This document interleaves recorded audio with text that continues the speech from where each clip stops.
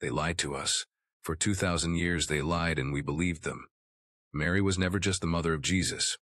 She was never just a virgin in blue robes. She was the architect, the divine key, the cosmic spark sent to awaken the gods within us.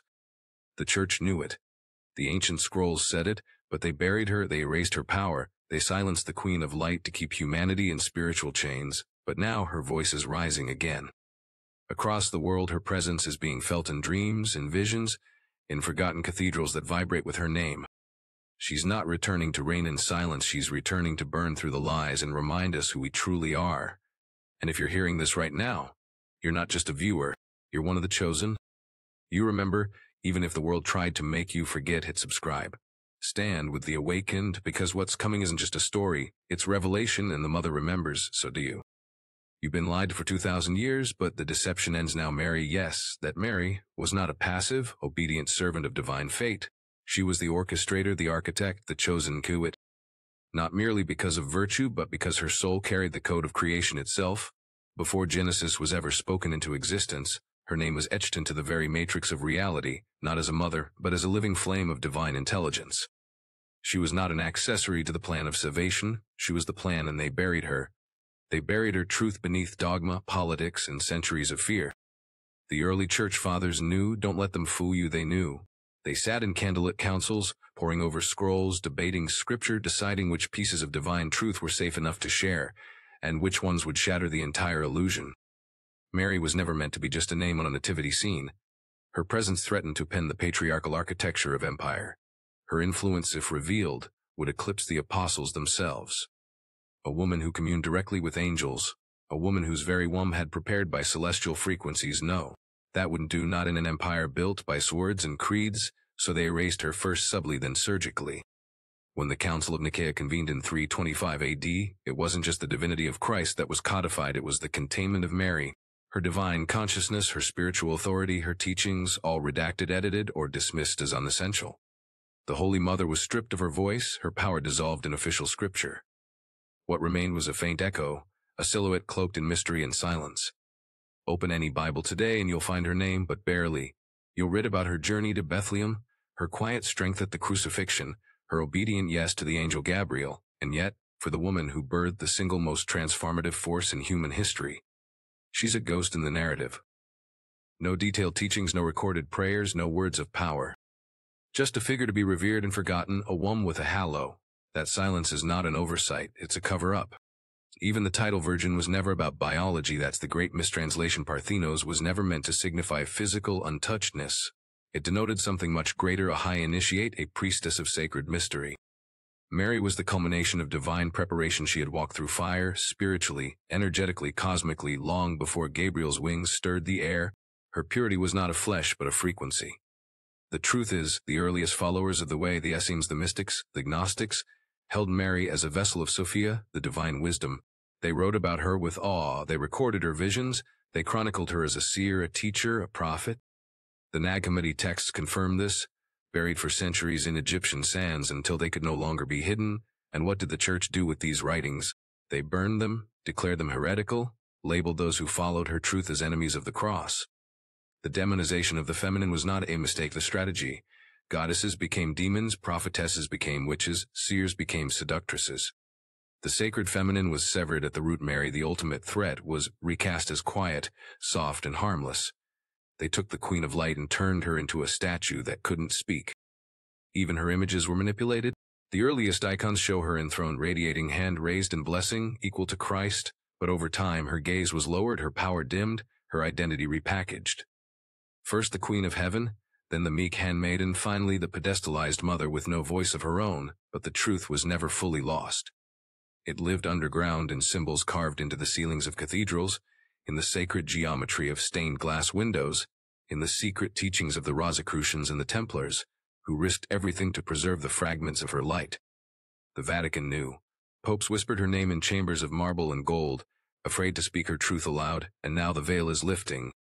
You feel it, the world feels it, the old systems are crumbling, and within the rubble her voice is rising. This is no longer the age of forgetting, it is the age of remembering. The divine feminine is not a side note in the gospel, she is the key. The scroll is being unrolled, The real Mary is coming forward, not the passive virgin, not the weeping mother, but the Queen of Light, the architect of heaven on earth. Her time is now, and you were born for this moment. The winds of Ephesus carry secrets.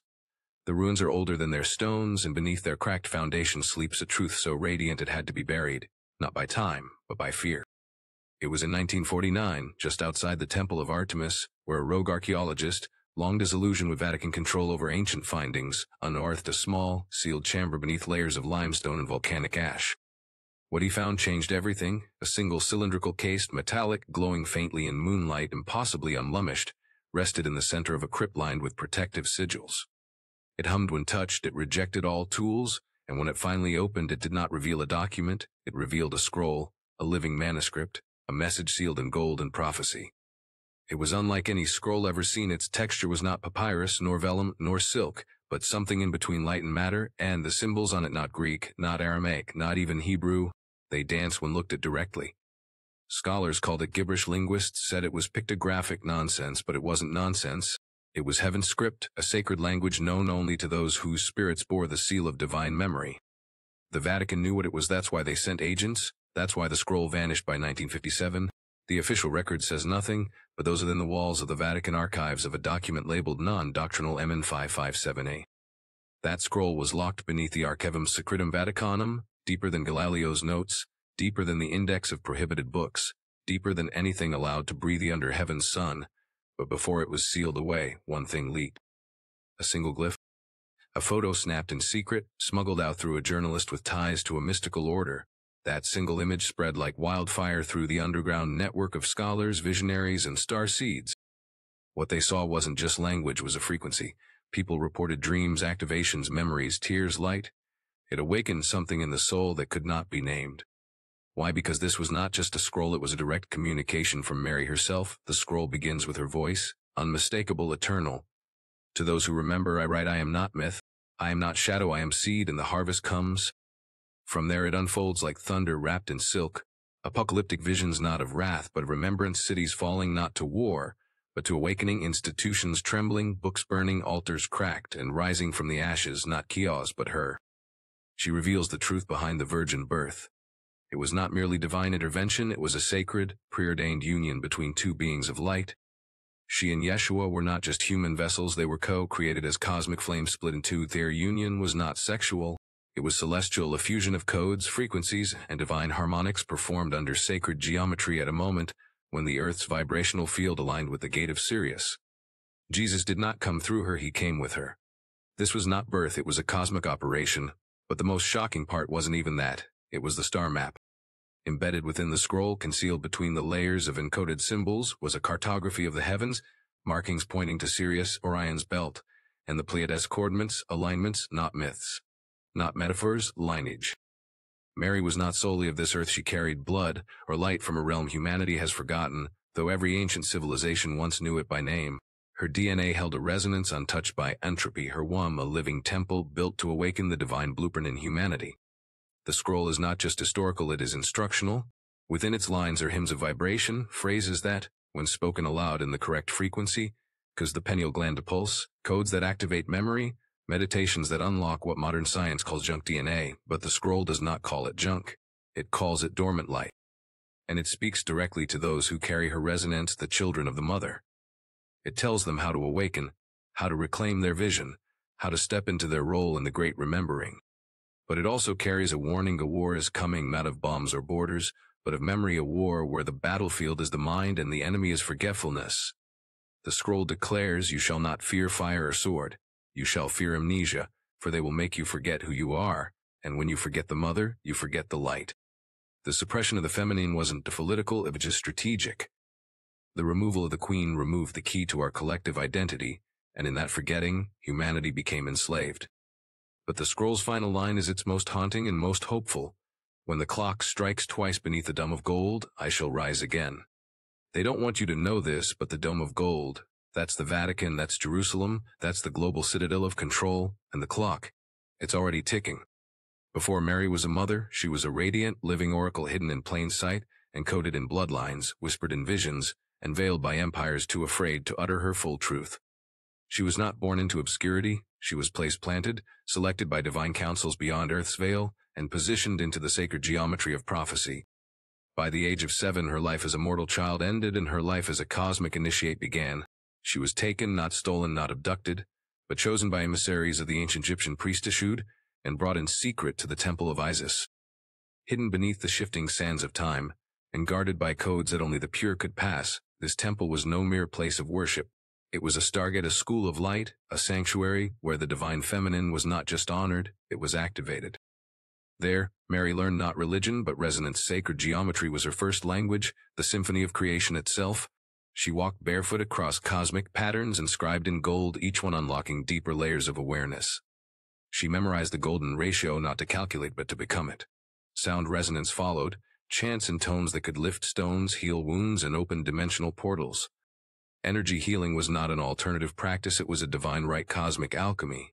That was her curriculum: how to merge light and matter, how to weave intention with vibration, how to transmute the density of flesh into the clarity of spirit.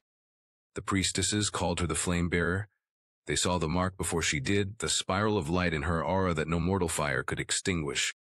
She carried within her the eternal light of Sophia, the divine wisdom of the feminine face of God. It wasn't something she read or was taught.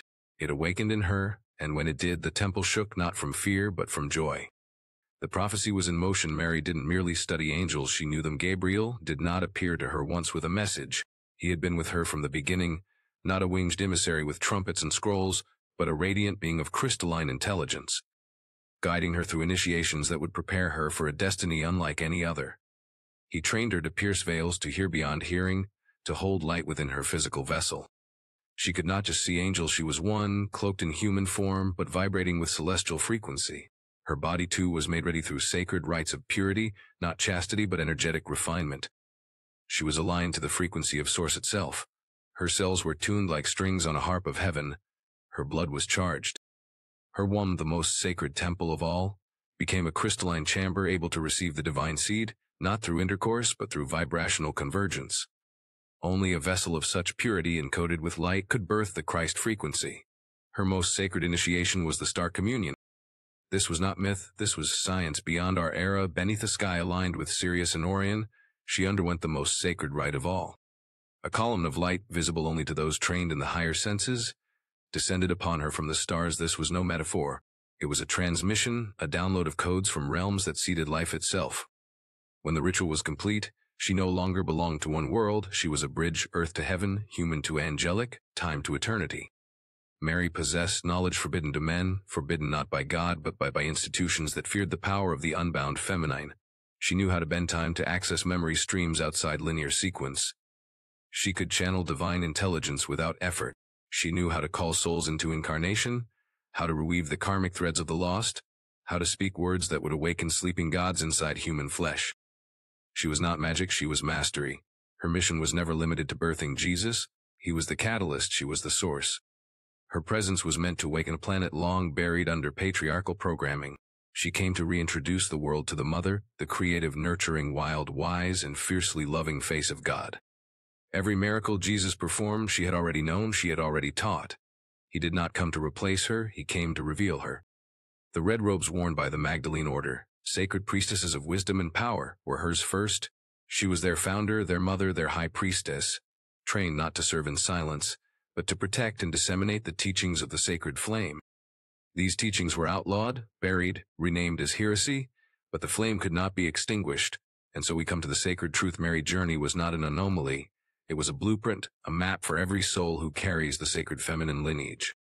For every woman who dreams of stars, for every man who weeps at the memory of a mother he cannot name, for every child who looks to the sky and feels home in their heartbeat, Mary was not chosen because she was quiet, she was chosen because she remembered, and now so do you. They told you the birth of Jesus was a miracle. What they didn't tell you is that it was a miracle engineered across galaxies, a divine operation so precise, so cosmic in scale, it required the synchronization of star systems, DNA frequencies, and ancient bloodlines seeded long before the foundations of this earth were laid. This was not the story of a child born in a manger, this was the activation of planetary timeline, and at the center of it was Mary, not merely chosen, but designed. Her genetic code was not a result of random ancestry. She was crafted, her soul volunteered, yes, But her body was constructed, infused with light, encoded strands by celestial architects who operate beyond third-dimensional awareness. Within her blood flowed harmonics that resonated with the music of the spheres, literal frequencies that aligned her with the pulse of Source. Her chromosomes were singing a song the Earth had not heard in thousands of years. Her presence alone could alter electromagnetic fields. That's why the angels came, that's why the wise ones knew where to find her. She was already awakened. Mary and Jesus were not two isolated phenomena. They were divine dual construct, two aspects of a single mission, yin and yang, flame and spark. She was not just the vessel, she was the code bearer. He was not just the sun, he was the activator. They entered this realm in tandem, not sequentially. Their energies were intertwined across dimensions, forming a cosmic dot encoded with a blueprint for humanity's ascension. This was not childbirth, it was light seeding, a transfer of divine essence through a womb that had been vibrationally prepared across lifetimes. The virgin birth story was a veil, necessary to protect the deeper truth. What happened was not parthenogenesis nor myth, it was a soul fusion event orchestrated by intelligences from the higher realms. The ancients knew of this, the Essenes trained for it, the Lemurians practiced it. It was called immaculate soul, seeding, the direct implantation of a divine frequency into a human vessel without genetic corruption.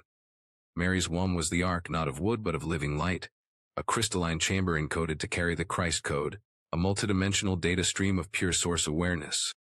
This bloodline was the fulfillment of an ancient prophecy spoken by the Essenes, that one would come known as the Mother of Worlds, whose womb would birth not just a Messiah, but a new vibrational field.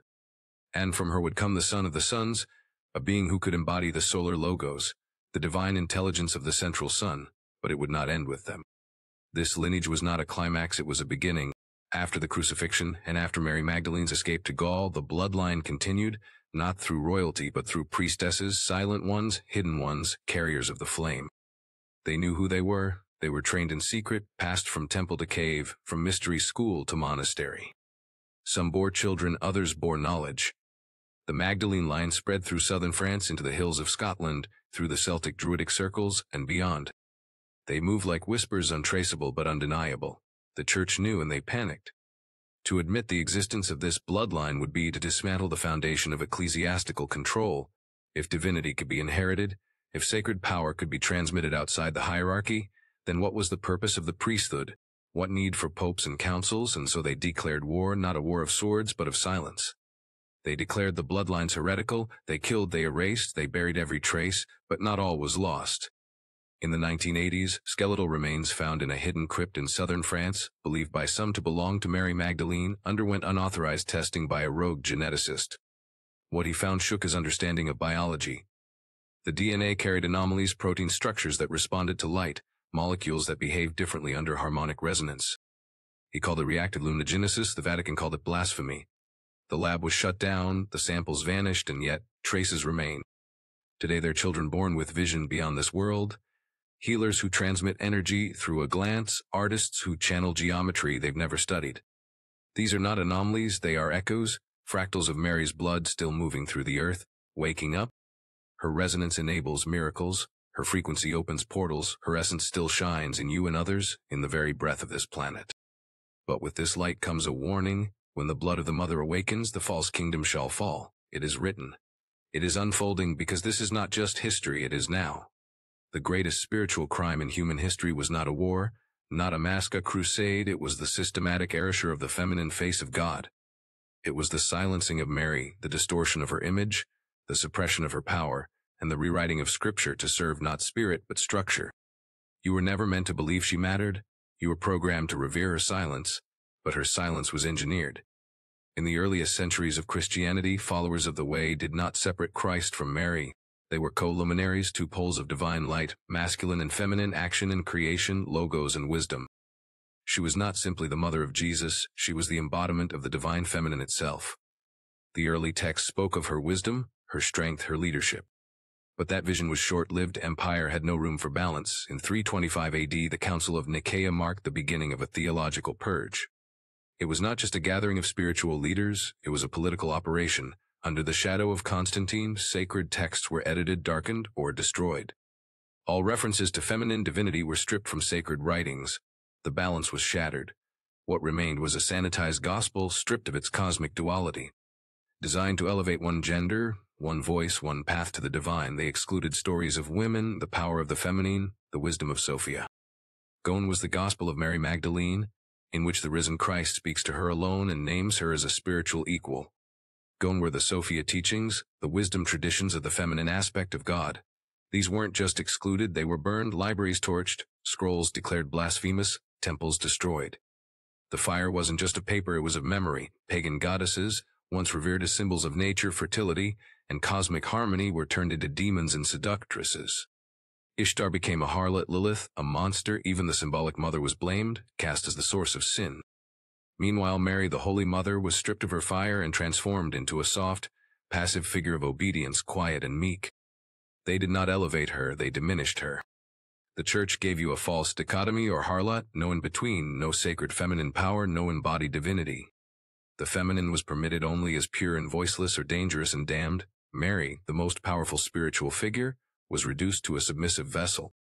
Her teachings on divine birthright, legacy, and sacred balance were erased from public record. Those who dared to carry her light faced persecution.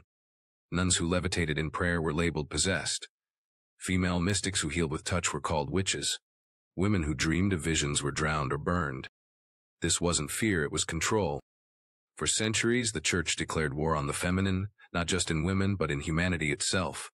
The spirit of Mary, the co-creator, was driven underground but not extinguished. Symbols sacred to the feminine, the chalice, the spiral, the rose, the moon, were hidden in plain sight, carved into sacred spaces, preserved by those who knew. Secret societies like the Essenes, Cathars, and Templars carried her teachings in whispers, in codes, and rituals performed in hidden places.